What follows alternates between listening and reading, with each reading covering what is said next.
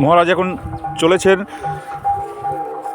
সে রক্ষকালীতলা, যেটাকে আপনাদের দেখাবো বলেছিলাম, সে রক্ষকালীতলার দিকে মহারাজ এখন যাচ্ছেন ভোগ নিবেদন করার জন্য।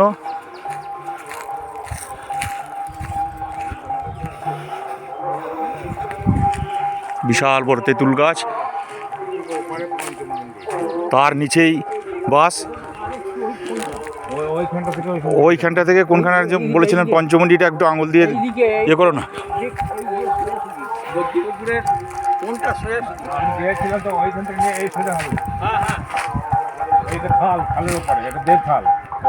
ওই দেবখাল কিছুক্ষণ আগে যেটা আপনাদেরকে বলছিলাম, এখানে পঞ্চমন্ডির আসন আছে।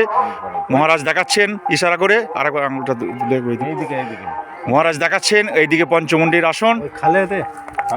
যে কথাটা বলেছিলাম আপনাদের, যে কোনো একজন সাংবাদিক এসেছিলেন, তিনি ওটা বাবা বলেছিলেন গুরুদেব, তিনি ক্যামেরা নিয়ে যেতে যেতে তার ক্যামেরাটি পড়ে যাওয়ার পর হাঁটু মুড়তে জলেতে আর খুঁজে পাননি, এ কথা কথিত আছে।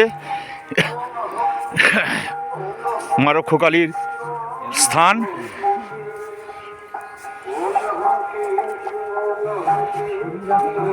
এপ্রিল মে মাসে এখানে মায়ের বাড়ারির উৎসব হয়। মহারাজ এখন মা রক্ষকালীকে ভোগ নিবেদন করবেন।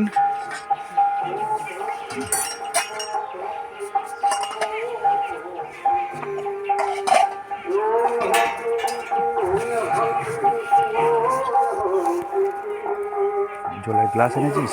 জলের গ্লাস এনেছি।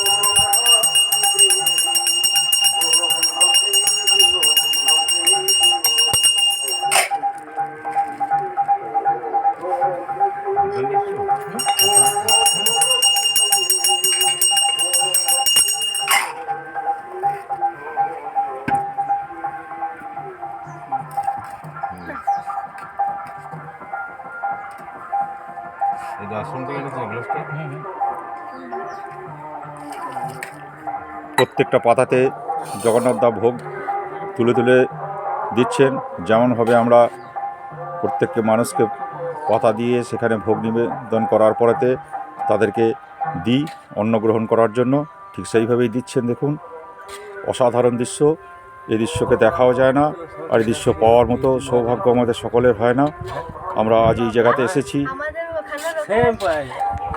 সেম রক্ষাকালী যেখানেই আছে এই এক পজিশন। তেঁতুল গাছ আর না অনেক কিছু হয়ে যাবে। গুরুদেব এই স্থানে এসে মাকে ভোগ নিবেদন করে যেতেন।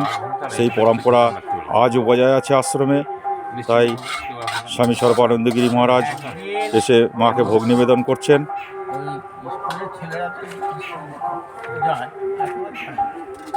যাচ্ছে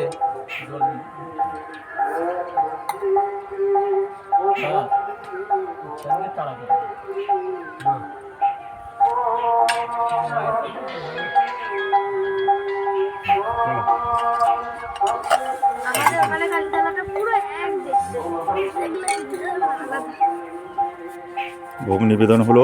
মহারাজ এবার আশ্রমের উদ্দেশ্যে চলেছেন।